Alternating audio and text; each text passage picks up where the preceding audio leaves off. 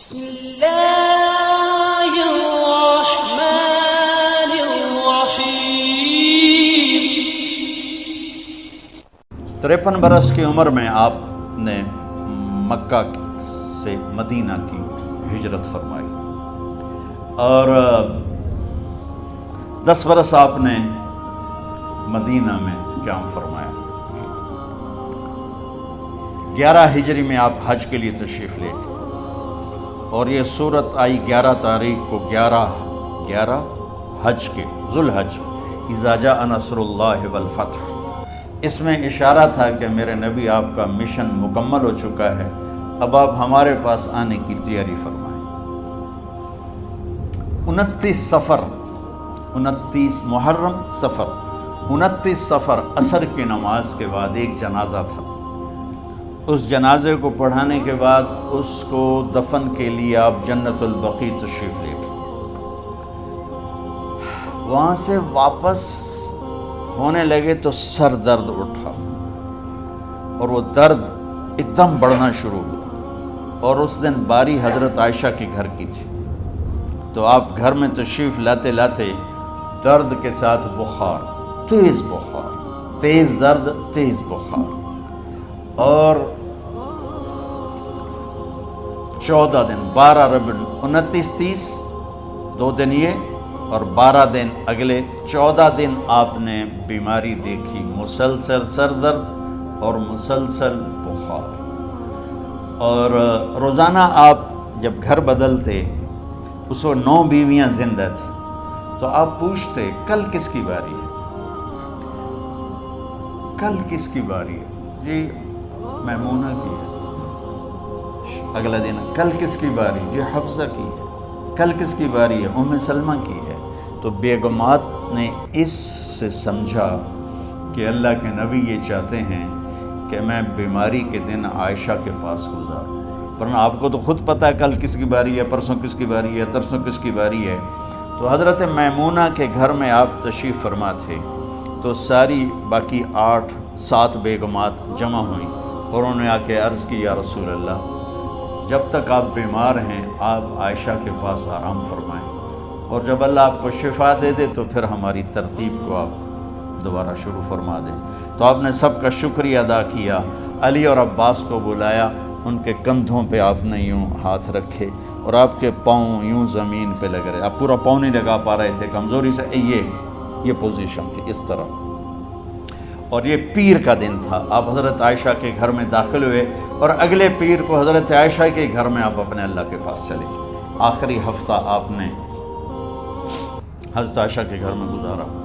صحابہ ملاقات کے لیے حاضر ہوئے تو آپ ان کو دیکھ کے رونے لگے اور فرمایا کہ میں تمہیں اللہ کے سپرد کرتا ہوں، اللہ تمہاری حفاظت کرے، اللہ تمہارا ساتھی ہو، آواکم اللہ، حفظکم اللہ، نصرکم اللہ، بہت دعائیں دی۔ آپ کے جانے میں 5 دن باقی تھے، تو آپ نے فرمایا مجھے 7 کنوؤں کے پانی سے غسل کرواؤ۔ تو 7 کنوؤں سے پانی لایا گیا مشکیزوں میں بھر کے۔ تو حضرت عائشہ کے گھر میں کوئی ایسا ٹب نہیں تھا جس میں بیٹھ کے وہ آپ نہا سکتے، تو حضرت حفصہ کے گھر سے ٹب منگوایا گیا، آپ اس میں بیٹھے، تہمت باندھا ہوا تھا، کرتا اتارا، اور آپ پر 7 کنوؤں کا پانی ڈالا گیا، تھوڑا تھوڑا تھوڑا تھوڑا تھوڑا تھوڑا، تو اس سے بخار کی شدت کم ہوئی، اور آپ سر درد کی وجہ سے آپ نے ایسے پٹی باندھی سرخ رنگ کی، اور اس کے بعد حضرت علی اور فضل بن عباس کے کندھوں کا آسرا لے کر آپ مسجد میں تشریف لائے اور آپ ممبر پر بیٹھے اور آپ نے فرمایا، لوگوں میرے جانے کا وقت آ چکا ہے، میں نے کسی پر زیادتی کی ہو، کسی کو تھپڑ مارا ہو، کسی کو چھڑی ماری ہو، کسی کا حق دبایا ہو، تو میں اپنی جان کے ساتھ، مال کے ساتھ حاضر ہوں، مجھ سے یہیں بدلہ لے لو، آخرت میں میرے خلاف کوئی دعویٰ نہ کرنا، میں آخرت کے حساب کو برداشت نہیں کر سکتا۔ جن کے طفیل لوگوں کا حساب معاف ہوگا، جن کی طفیل، جن کی شفاعت پر لوگ بے حساب جنت میں جائیں گے، وہ روتے ہوئے فرما رہے ہیں کہ میں آخرت کے حساب کو نہیں دے سکتا۔ تو سارے صحابہ رونے لگے، لیکن آپ اپنی بات کو دہراتے رہے کوئی بھی نہیں اٹھا، تو آپ نے ظہر کی نماز پڑھائی۔ ظہر کے بعد پھر ممبر پر آئے اور فرمایا کہ لوگو یہیں مجھ سے حساب کتاب کر لو، آگے نہ کرنا، بتاؤ میں نے کسی کا کوئی حق دینا۔ ایک صحابی کھڑے ہو، یا رسول اللہ آپ نے میرے 3 روپے دینے ہیں، 3 درہم۔ تو آپ نے فرمایا دینے ہوں گے ضرور، پر مجھے یاد نہیں، بتاؤ کہ کس طرح دینے ہیں؟ کہ یا رسول اللہ آپ کے پاس سائل آیا تھا، آپ سے مانگا، آپ کے پاس تھے نہیں، تو آپ نے مجھ سے کہا تیرے پاس کچھ ہیں؟ تو میرے پاس 3 درہم تھے، تو آپ نے فرمایا تو دے دے، میں بعد میں ادا کر دوں گا۔ تو ہاں یاد آ گیا۔ تو میرے گھر کے میرے نبی کے گھر میں تو تیل نہیں تھا، ایک چھٹانگ جس سے چراغ جلتا، پیسہ کہاں سے آتا؟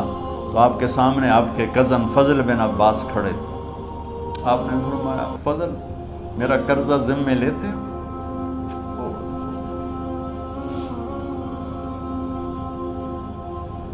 جن کے لیے کائنات سجائی گئی، جنت کی چابیاں جن کو پکڑائی گئیں، جاتے ہوئے 3 روپے دینے کی ہمت نہیں تھی۔ کہ فضل میرا قرضہ ذمے لیتے ہو؟ کہ جی یا رسول میں اپنے ذمے لیتا ہوں۔ کہ اس سے لے لینا۔ آپ گھر تشریف لے گئے، نماز کے لیے آتے تھے، پڑھاتے تھے۔ جمعرات کو عشاء کی نماز پڑھانے کے لیے اٹھ نہیں سکے، گر گئے۔ پھر اٹھنے لگے، اٹھ نہیں سکے، گر گئے۔ پھر اٹھنے لگے، اٹھ نہیں سکے، تو آپ نے فرمایا ابو بکر سے کہو نماز پڑھائے، عشاء کی نماز۔ ابو بکر ذرا پیچھے کھڑے تھے، عمر آگے کھڑے تھے۔ تو لوگوں نے کہا نماز ہی پڑھاؤنی ہے، کوئی پڑھا دے۔ تو انہوں نے حضرت عمر کو آگے کیا، انہوں نے کہا اللہ اکبر۔ جب حضرت عمر کی تکبیر سنی تو آپ نے اندر سے زور سے فرمایا عمر کو پیچھے کرو، ابو بکر کو آگے کرو، میرے رب کا فرمان ہے میرے مصلی پر ابو بکر کے سوا اور کوئی کھڑا نہیں ہو سکتا۔ جمعرات کی عشاء، جمعہ ہفتہ اتوار کی 15 نمازیں اور پیر کی فجر کی 16 اور جمعرات والی 17 نمازیں ابو بکر نے پڑھائیں میرے نبی کی موجودگی میں۔ ہفتے کے دن ظہر یا عصر میں آپ علی و فضل بن عباس کے کندھوں پر ہاتھ رکھ کے مسجد میں داخل ہوئے اور ابو بکر نماز پڑھا رہے تھے۔ ادھر محسوس ہوا کہ اللہ کے نبی آ رہے ہیں، تو ابو بکر نے یوں پیچھے ہٹنا شروع کیا ایسے تاکہ مصلی سے ہٹ جائیں۔ تو آپ نے ایسے ہاتھ کا اشارہ فرمایا کہ کھڑے رہو، ہٹو نہیں، کھڑے رہو۔ تو وہ پھر آگے مصلی پر آ گئے۔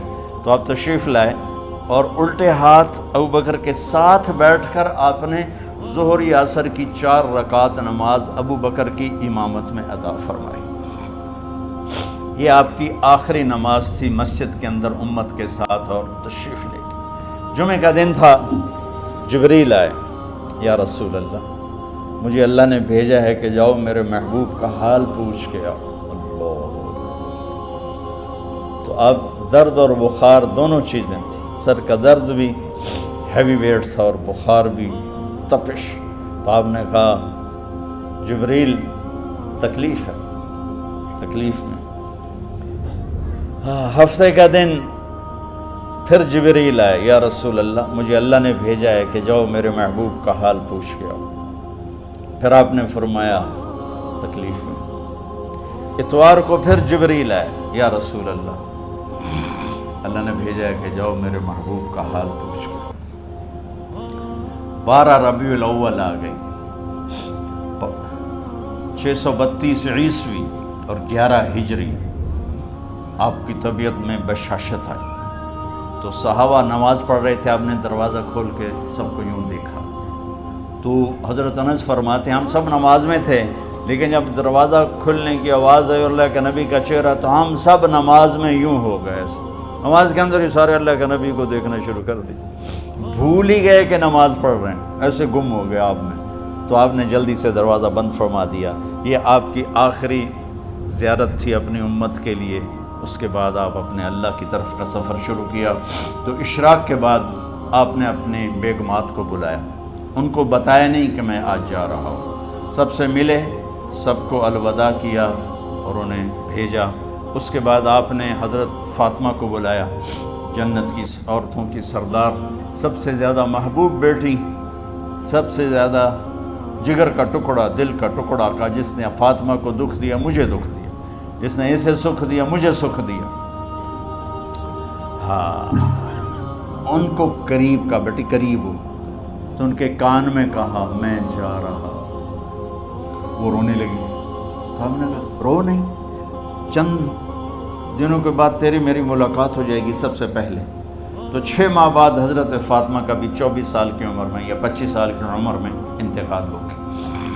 ان کو رخصت فرمایا، پھر آپ نے داماد مولا علی کو بلایا، ان کا سر اپنی گود میں رکھا اور ان کے سر پہ اور کمر پہ ہاتھ پھیرتے رہے اور ان کو دعائیں دیتے رہے۔ آہستہ آہستہ تھی، آواز اونچی نہیں تھی، پست آواز تھی، اور یوں سر پہ کمر پہ، سر پہ کمر پہ، اور دعائیں دے رہے۔ ان کو رخصت فرمایا، آخر میں اپنے جگر کے ٹکڑے حسن اور حسین کو بلایا، جو ہی سینے سے لگایا آنسو شروع ہو گئے۔ بیویوں کو رخصت کیا، خاموش، بیٹی کو رخصت کیا، خاموش، داماد کو رخصت کیا، خاموش، جو ہی بچوں کو سینے سے لگایا تو آپ کے آنسو نکلنا شروع ہو گئے کہ ایک زہر میں تڑپ تڑپ کے مرے، ایک کا سر کٹ کے نیزے پہ چڑھا۔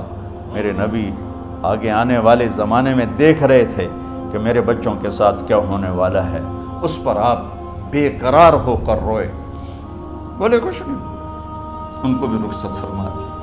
جب وہ چلے گئے تو جبریل آ گئے، یا رسول اللہ،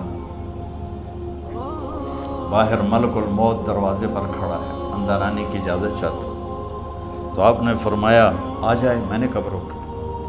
تو ملک الموت اندر آیا، ایک فرشتہ اور بھی تھا، کہا السلام علیکہ یا رسول اللہ، یا رسول اللہ میں آپ کو سلام پیش کرتا ہوں، میں نے کبھی کسی کو سلام نہیں کیا۔